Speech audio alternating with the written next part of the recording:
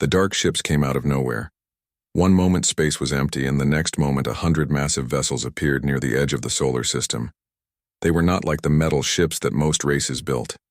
These ships looked alive, with smooth curves and surfaces that seemed to breathe. Strange lights pulsed along their hulls like blood moving through veins. Admiral Taman stood on the bridge of the largest ship. His tall, thin body was covered in dark scales that changed color with his mood. Right now they showed confidence and pride. He had waited a long time for this day. The HFY were coming home to reclaim what was theirs. "Navigator Haiwan, set course for the third planet," he ordered. His voice made a clicking sound that only his species could make properly.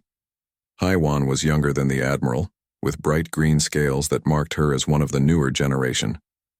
She had never seen Earth before, but she knew the stories. It was supposed to be a simple world with primitive creatures that barely knew how to use tools. "Admiral, I am getting strange readings," she said, her scales turning yellow with confusion. "The planet is not as our records show." Taman moved to look at her screen. The records were 500,000 years old, but they should still be accurate. The primitive apes on Earth had been too stupid to change much in that time. At least, that is what he thought. "Show me," he commanded. The main screen lit up with an image of Earth. But it was not the Earth from their records. Instead of small groups of fur-covered creatures living in caves, there were massive cities that covered entire continents. Bright lights showed millions of structures reaching up toward the sky. Some of the buildings were so tall they seemed to touch the clouds. But that was not the most shocking thing. Around the planet, thousands of objects moved in perfect patterns. They were clearly not natural. Someone had built them and put them there on purpose. Commander Do Hyun rushed to his scanning station. His scales were turning black with fear, but he tried to hide it. As the ship's expert on alien life, he knew what he was seeing was impossible. "Run the scans again," Taman ordered. "There must be an error." Do Hyun's claws clicked against his controls as he worked. The seconds felt like hours. Finally, he looked up with wide eyes. "Sir, there is no error. The primitive species we cataloged as proto-specimen 4471 Terra, they are gone. Something else lives on that planet now." Taman felt his confidence start to crack. For 500,000 years, the HFY had been the masters of space. They had conquered 1,000 worlds and enslaved hundreds of species.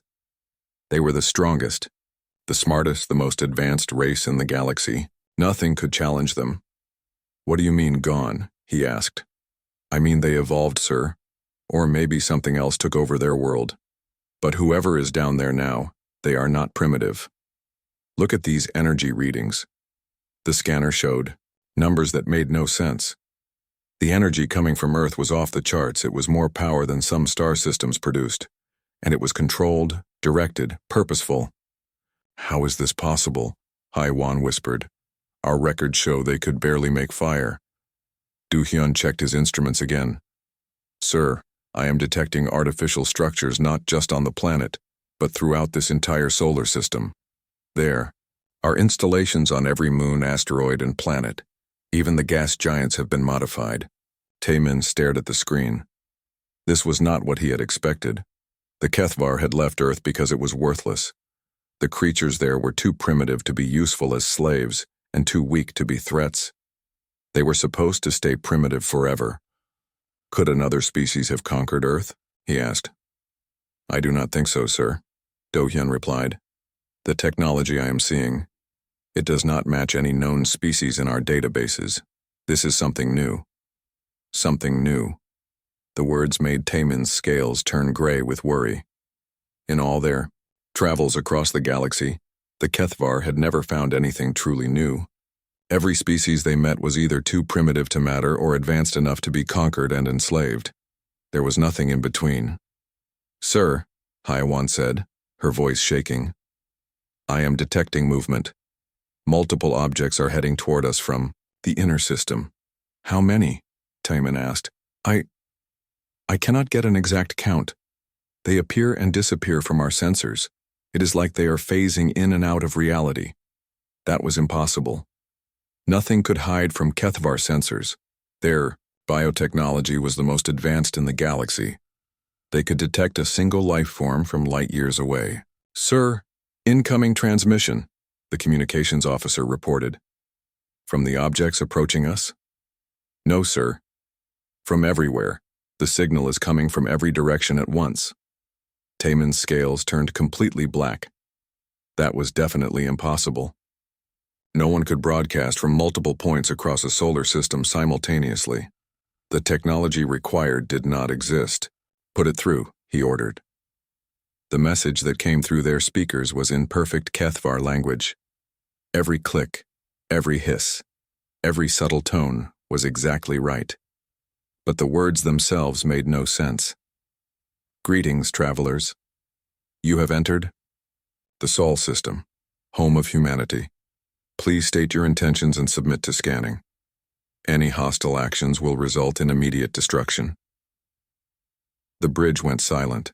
Someone on Earth not only knew their language, but knew it better than some HFY did. And they were demanding that the mighty HFY submit to scanning. "This is Admiral Taemin of the HFY Empire," he replied, trying to sound strong. "We are the rightful owners of this system. You will surrender immediately or face the consequences." The response came instantly. "We are humanity. We remember you." Those 4 words hit Taemin like a physical blow. Humanity. That was what the primitive apes had called themselves. But that was impossible. Those creatures had barely been able to walk upright. They lived in caves and ate raw meat. They could not have built the civilization he was seeing. "Sir," Do-hyun said quietly, "if those creatures somehow survived and evolved—" "That is impossible," Taemin snapped. "We studied them for decades. They had no potential for advancement." But even as he said it, he knew something was very wrong. The objects approaching them were moving in ways that defied physics. They appeared in one place, then instantly appeared somewhere else without crossing the space between. They seemed to bend space around them like it was made of soft clay. "Admiral," Haiwan said, her voice barely above a whisper, "I think we made a mistake coming here." Admiral Taemin tried to make his voice sound strong and commanding. The HFY had never shown weakness to any species, and he would not start now. Even if something strange was happening on Earth, he was still in command of the most powerful fleet in the galaxy. "Primitive inhabitants of Terra 4471, he broadcast on all frequencies. "Your betters have returned. Prepare for integration into the HFY Empire. Any resistance will result in your complete destruction." It was the same message they had used on 1,000 worlds. It always worked. Lesser species either surrendered immediately or tried to fight and were quickly crushed. There was never a third option. But this time was different. On the human lunar station, Dr. Yoonji received the alien transmission with a mixture of amusement and anger. She was a small woman with short black hair and calm eyes, but those eyes now burned with old fury. Humanity had been waiting for this moment for 500,000 years. "Director," she called to her supervisor, "they are using the old designation, Terra 4471, just like in the historical records." Director Kim Soo nodded grimly. He was an older man who had spent his entire life preparing for this day. "Send the standard response. Let them know things have changed." Hyunji's fingers moved quickly over controls that did not look like any technology the HFY would recognize. The transmission went out simultaneously from 47 different points across the solar system, each one timed perfectly to create a single, unified message. "Unknown vessels, you are in violation of Terran space. State your intentions or be destroyed." On the HFY flagship, the communications officer's scales turned white with shock. "Sir," the response came from everywhere at once. "I cannot determine the source." "That is impossible," Taemin replied, but his confidence was starting to crack. "No species has that kind of technology." "Sir, they are requesting a face-to-face meeting. They want to send a diplomatic vessel." Taemin almost laughed. "A diplomatic vessel? These primitive creatures thought they could negotiate with the HFY Empire. Tell them to send their little ship. We will vaporize it as an example to the rest of their species." He activated the fleet's disintegration fields. The bioweapons built into his ships could turn any matter into pure energy in seconds. No shield ever created could stop them. Whatever crude vessel the humans sent would be destroyed before it could get within 1,000 kilometers of his fleet. 20 minutes later, something appeared in space near the HFY ships, but it did not fly there like a normal ship. One moment the space was empty, and the next moment a vessel was simply there, as if it had always existed in that spot. Commander Do-hyun stared at his instruments in disbelief. "Sir, I did not detect any movement, it just appeared. The human ship was unlike anything in the HFY databases. It had no visible engines, no weapons ports, no obvious power source. Its hull seemed to be made of a material that bent light around it, making it hard to look at directly. Worse, their sensors could not penetrate it at all. Fire the disintegration field," Taemin ordered. The beam that could destroy entire asteroids struck the human ship. For a moment, energy crackled around the vessel's hull. Then the beam simply stopped, as if it had hit something that refused to be destroyed. "Sir, the field has no effect," the weapons officer reported, his voice shaking. "That is impossible. Nothing can resist our disintegration fields." The human ship sent a message. "This is Captain Jae-ho of the Terran vessel Determination. Permission to come aboard for negotiations." "Denied," Taemin replied. "Surrender now or be destroyed." "I am afraid you misunderstand the situation," Jae-ho replied calmly. "You are not in a position to make demands." Suddenly, every system on the HFY flagship stopped working. The engines went offline, the weapons powered down. Even the life support systems flickered and died before restarting. In the space of 3 seconds, the most advanced bioship in the galaxy had been completely helpless. "How?" Do-hyun whispered. "Our technology is more advanced than yours," Jae-ho explained, as if he was talking about the weather. "We can control any system in your fleet from here. Would you prefer to discuss this reasonably, or would you like us to demonstrate more of our capabilities?" Admiral Taemin's scales had turned completely black. In his entire career, no one had ever spoken to him with such casual disrespect. The HFY were the masters of the galaxy. They did not negotiate with primitives. "You dare threaten the HFY Empire?" he roared. "We are not threatening you," Jae-ho replied. "We are explaining reality. You came here expecting to find the same primitive species you cataloged 500,000 years ago. Instead, you found us. We have evolved far beyond your understanding." On the human ship's bridge, Captain Jae-ho was a tall man with graying hair and eyes that had seen too much. He had studied the historical records of the HFY's first visit to Earth. He knew exactly what these aliens thought of humanity. "Navigator So Young, show them what we are capable of," he ordered quietly. So Young was a brilliant physicist who had spent decades perfecting humanity's space-folding technology. With a few gestures at her control panel, she created a localized distortion in space-time around the HFY fleet. "Sir," the HFY navigator called out in panic, "we cannot move. Something is holding us in place." "Your biotechnology is impressive," So Young's voice came through their speakers. "But it still operates within normal physics. We stopped being limited by such things long ago." Taemin felt something he had never experienced before, true fear. His species had ruled the galaxy for millions of years because they were stronger and smarter than everyone else.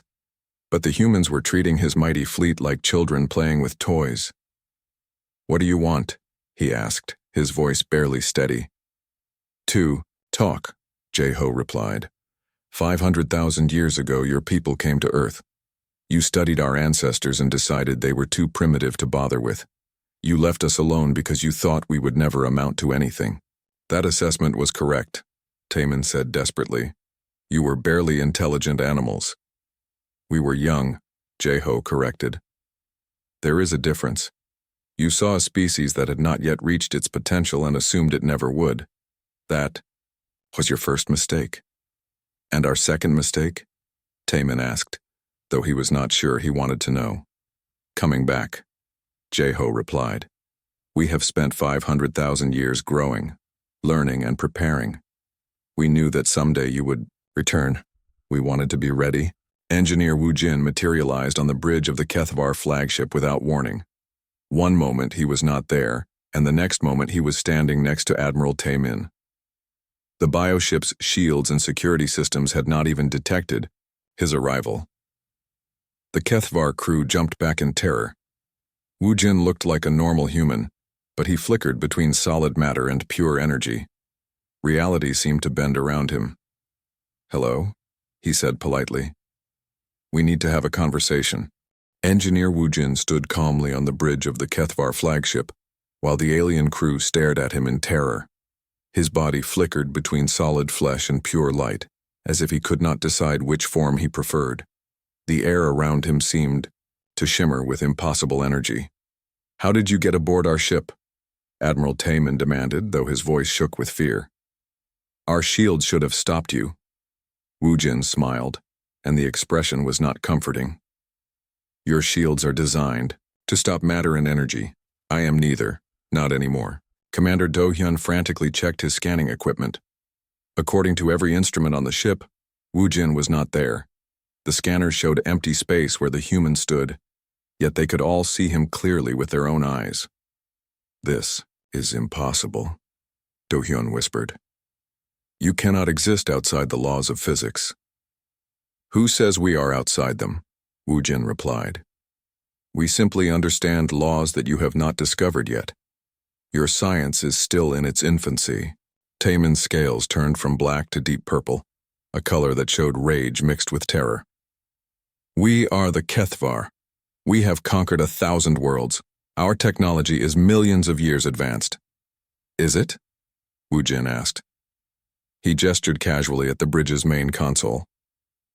The biotechnology began to reshape itself, growing new interfaces and displays that had never existed before. "Your ships are impressive, but they are still just ships. They still need fuel, still need maintenance, still break down over time." The big human engineer walked over to the navigation station. As he touched it, the living metal flowed like water, becoming something completely different. Navigator Hyewan watched in horror as her familiar controls transformed into something far more advanced. "We stopped needing ships centuries ago," Wu Jin continued conversationally. "We can travel through space with our minds. We can exist in multiple places at once. We can reshape matter with a thought." He looked directly at Admiral Tae-min. "We became what you always claimed to be." "What do you want from us?"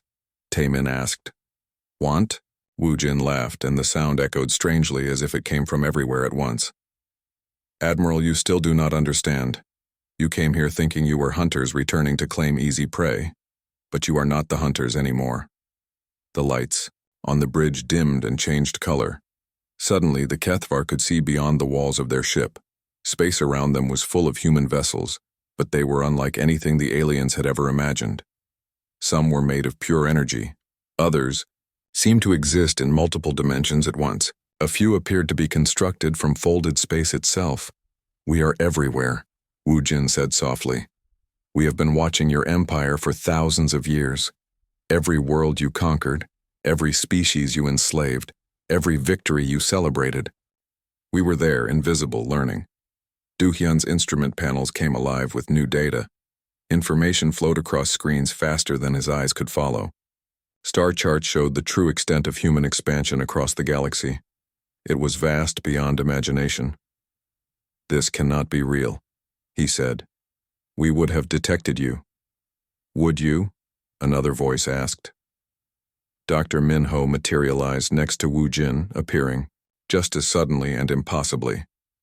"You detected what we wanted you to detect. We have been studying you for longer than your recorded history."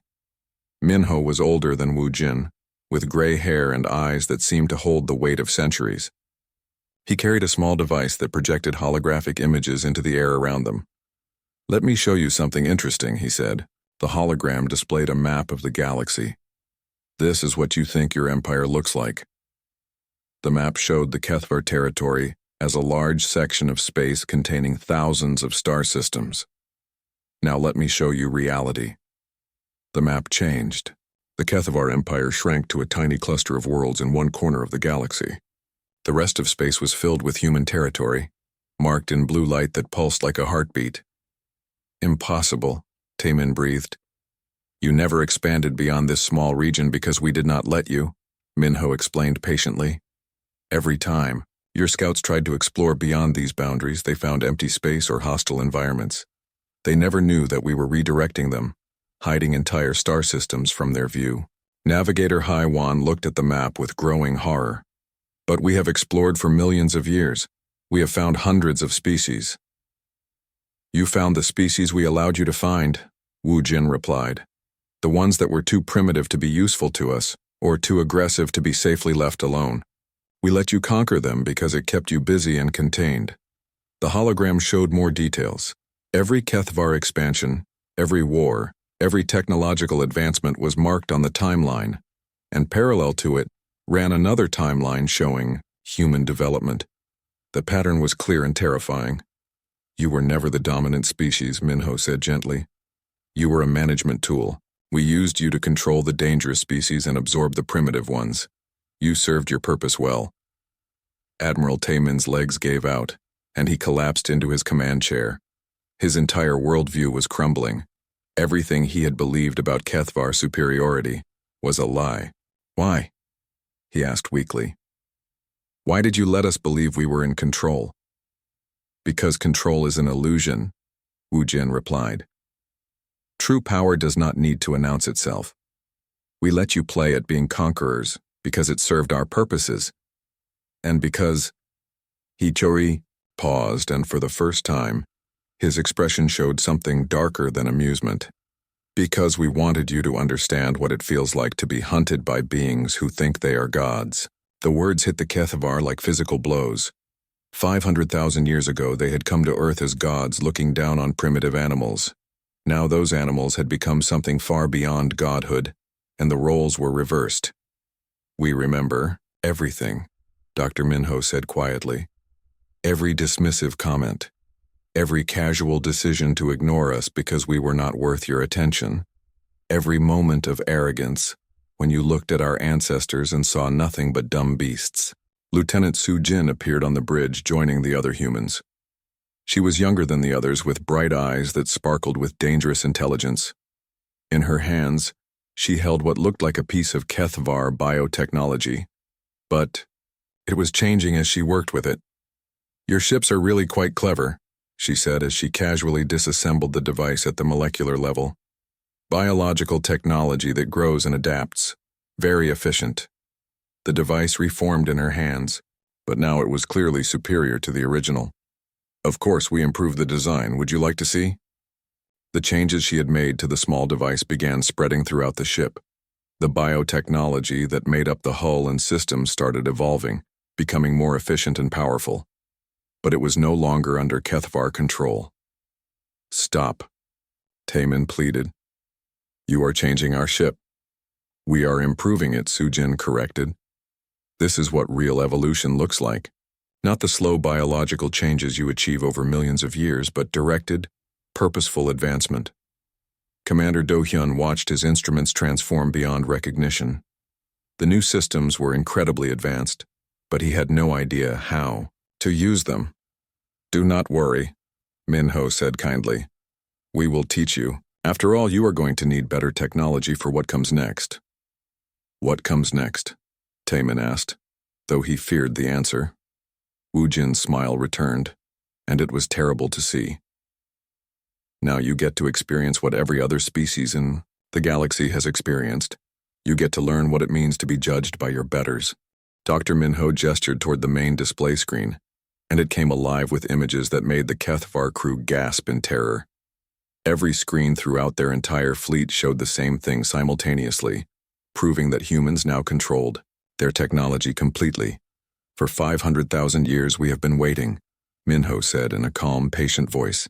While you conquered primitive worlds and declared yourselves the masters of the galaxy, we were building something far greater. The screen showed Earth as it was now. Cities that reached into the clouds covered every continent. The oceans themselves had been transformed into vast energy collectors that gathered power from the planet's core. The atmosphere glowed with controlled energy fields that made the entire world look like a star. "This is just one of our worlds," Minho continued. "We learned early that putting all our people on a single planet was dangerous, so we spread out." The image changed to show the solar system. Every planet had been transformed. Mars was now a garden world with blue skies and green forests. The moons of Jupiter and Saturn housed billions of humans. Even the sun itself had structures built around it, collecting its energy and using it to power technologies the Kethavar could not understand. "Amazing," Navigator Haiwan whispered, her scales turning bright blue with wonder despite her fear. "This is still just our home system," Minho said. "Would you like to see our real expansion?" The display zoomed out to show the entire galaxy. Points of light marked human colonies and installations. There were millions of them, scattered across every spiral arm of the Milky Way. The Kethavar Empire, which they had thought was vast, appeared as a tiny cluster in one corner. Admiral Taemin stared at the map in disbelief. "How many worlds do you control?" "Control is the wrong word," Lieutenant Sujin replied as she continued her casual demonstration of superior technology. "We do not control worlds the way you do. We transform them. We make them better." She held up the piece of Kethavar biotechnology she had been modifying. It was now a device of impossible complexity, with parts that seemed to exist in multiple dimensions at once. "Your empire conquers worlds and drains their resources," she explained. "You take what you want and leave the planets worse than you found them. We do the opposite." The screen showed examples of human terraforming. Dead worlds bloomed with life. Barren asteroids became garden paradises. Even stars were modified to burn longer and more efficiently. "We do not take from the universe," Engineer Woojin added. "We add to it. Every world we touch becomes more than it was before." Commander Do-hyun was studying the displays with growing amazement and horror. "How is this possible? The energy requirements alone would be beyond your current understanding," Dr. Minho finished. "You still think in terms of traditional physics, mass and energy, matter and space, time and causality. These are just the basic building blocks of reality. Once you understand the deeper laws, you can reshape reality itself." To demonstrate, Minho reached out and touched the air. Space rippled around his hand like water. For a moment, the bridge of the Kethavar ship existed in two places at once. The crew could see themselves standing on the same bridge, but in a different location entirely. "We learned to work with the fundamental forces that shape the universe," he explained as reality returned to normal. "Gravity, time, space, consciousness itself, they are all tools once you know how to use them." The display changed again, showing the history of human development. It started with their primitive ancestors, the ones the Kethavar had dismissed as worthless. But instead of staying primitive, the timeline showed constant growth and advancement. "Your people made a critical error," Woojin said. "You assumed that intelligence was fixed. You looked at our ancestors and thought they would always be simple animals. But intelligence is not fixed. It grows." The timeline showed humanity's first breakthrough, learning to modify their own minds. Once they could improve their own thinking, advancement accelerated rapidly. Better minds led to better technology, which led to even better minds. "We became smarter with each generation," Sujin explained. "Not through slow biological evolution, but through directed enhancement. Within a few thousand years, we had surpassed every species we had ever encountered, including us," Taemin said quietly. "Especially you," Minho replied. "Your species reached its peak millions of years ago and then stopped growing. You became comfortable with your superiority. You stopped pushing the boundaries of what was possible." The display showed the Kethavar Empire's own history. For millions of years, their technology had remained essentially the same. They had conquered many worlds, but they had not truly advanced. "Stagnation is death," Woojin observed. "A species that stops growing starts dying, even if it takes millions of years to notice." Lieutenant Sujin finished her modifications to the Kethavar device and handed it to Commander Do-hyun. When he touched it, information flowed directly into his mind. For a brief moment, he could understand concepts that had been beyond his species for millions of years. "This is what growth feels like," she said gently. "Your people could learn to do this too if they were willing to change." Du Hyun staggered under the weight of new knowledge. The device had shown him mathematical principles that explained how humans could exist in multiple dimensions, how they could reshape matter with thought, how they could travel instantly across vast distances. "It is too much," he gasped. "No, mind can hold this much information." "Your mind cannot," Sujin corrected. "Not yet, but it could be modified to handle more. That is how we grew beyond our original limitations." Admiral Taemin watched his science officer struggle with concepts beyond Kethvar understanding. "What do you want from us?" he asked desperately. "Nothing," Minho replied, and that answer was somehow more terrifying than any demand would have been. "We do not need anything from you. We have moved beyond the need for resources or territory or slaves. We create what we need." "Then why reveal yourselves to us?" Taemin asked. "Why show us how small we really are?" Wu Jin's expression grew serious. "Because your empire has been useful to us, but it is becoming a problem. You have grown too comfortable with conquest and domination. You are starting to threaten species that we have been protecting." The screen showed several worlds that the Kethvar had been planning to attack. Each one was home to a young, developing species that showed promise for future growth. "These species remind us of ourselves when we were young," Minho explained. "They have potential that you cannot see, just as you could not see our potential 500,000 years ago. We will not let you make the same mistake twice," Sujin added firmly. Admiral Taemin finally understood. The humans were not just demonstrating their superiority for entertainment. They were delivering a warning. "You are telling us to stop expanding," he said. "We are telling you to choose." Wu Jin replied. "You can continue on your current path and be destroyed, or you can learn to grow again, as we did." "And if we choose growth?" Taemin asked. Dr. Minho smiled, and for the first time it seemed genuinely warm.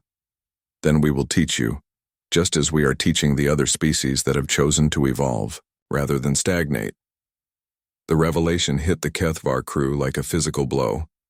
Humanity was not just more advanced than them, they were helping other species become more advanced too. The universe was changing, and the Kethvar had not even noticed.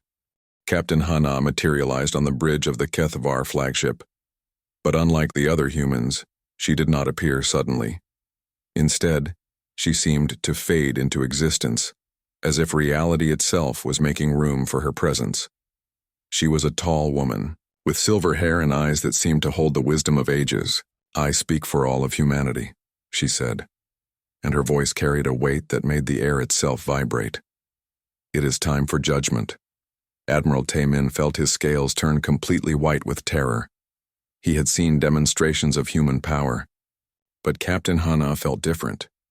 She did not flicker between dimensions like the others. She seemed to exist in all dimensions at once, solid and real and absolutely terrifying. "Judgment?" he managed to whisper. "You came here expecting to find primitives to conquer," Hana said. "Instead, you found your replacements. For 500,000 years, we have watched your empire spread across the galaxy. We have seen how you treat the species you encounter." The main screen came alive with images from across the Kethvar Empire, worlds stripped of their resources, species enslaved and broken, civilizations destroyed because they dared to resist. The Kethvar crew watched their own history play out before them, and for the first time they saw it through the eyes of their victims. "We could end you," Hana continued, her voice never rising above a conversational tone. "Not just your ships, not just your worlds, but your entire species. We could erase you from every timeline, every dimension, every possible reality where you have ever existed." Engineer Dalsu appeared next to her, demonstrating the truth of her words. With a gesture, he made a small asteroid near their fleet simply cease to exist. Not destroyed, not disintegrated. It was as if the asteroid had never been there at all. "We have that power," Dalsu confirmed. We can edit reality itself. Your species could become nothing more than a footnote in the history of the universe, if we chose to make it so. Commander Do-hyun stared at his instruments, trying to understand what he had just witnessed. According to every scanner on the ship, the asteroid was still there, but he could see with his own eyes that it was gone. The humans were not just manipulating matter and energy, they were manipulating the fundamental structure of existence itself. But we will not do that, Captain Hana said, and somehow that statement was more terrifying than any threat could have been. Why not? Admiral Taemin asked, his voice breaking with fear and confusion. Because mercy is what separates us from you, Hana replied. You destroy what you cannot control. You enslave what you cannot understand. You conquer because you believe that power gives you the right to take whatever you want. She gestured, and the images on the screen changed to show human worlds. Species from across the galaxy lived together in harmony. Worlds that had been barren wastelands now bloomed with life. Technologies were shared freely between different races. We learned a different lesson from power, she continued. True strength is not the ability to destroy. It is the ability to choose not to destroy when destruction would be easy. Lieutenant Sujin stepped forward, holding a device that looked like a simple crystal, but as she activated it, the crystal projected a perfect hologram of the entire HFY Empire. We know the location of every world you control, she said. We know the genetic code of every individual in your species. We know your weaknesses, your fears, your secret plans. The hologram zoomed in to show specific HFY cities, ships, even individual people. We could strike anywhere, anytime, and you would never see it coming. This is what you did to other species, Engineer Wu Jin observed. You studied them until you knew everything about them, then you used that knowledge to conquer them. Now you know how it feels to be completely exposed and helpless. Admiral Taemin realized that his entire fleet was trapped, not just physically, but in every way that mattered. The humans knew everything about them while the HFY knew nothing about humanity's true capabilities. What do you want from us? He asked again, desperately hoping for some demand he could meet, some price he could pay. We want you to carry a message, Captain Hana replied. You will return to your empire. You will tell them what you found. Here. You will spread the word to every species in your territory. What message? Navigator Haiwan asked. That humanity has returned to the galaxy, Dr. Minho answered from where he stood near the tactical station. That we judge you adequate, that you may continue to exist. The word adequate hit the HFY like a slap. For millions of years they had considered themselves the supreme species in the galaxy. Now they were being told they were merely adequate. You will also tell them the new rules, Hana continued. No more expansion. No more conquest of species that show potential for growth. No more enslavement of primitives. And if we refuse? Taemin asked. Then you will learn what it feels like to be hunted by beings who consider you insignificant, Engineer Dalsu replied. He gestured again, and suddenly he was standing on the bridge of every ship in the HFY fleet simultaneously. Thousands of Dalsus spoke in perfect unison across their entire armada. We are everywhere, all the Dalsus said at once. We see everything. We can be anywhere we choose to be, whenever we choose to be there.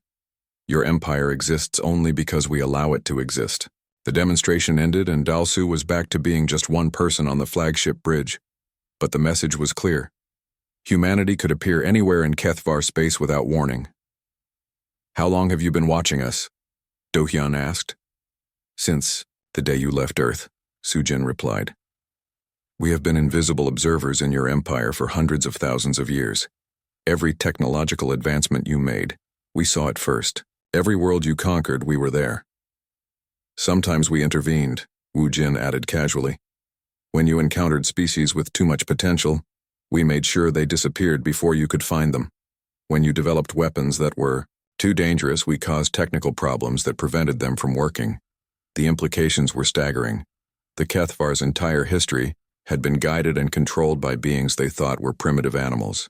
You controlled our development, Taemin said, finally understanding the full scope of humanity's manipulation. We managed it, Hana corrected.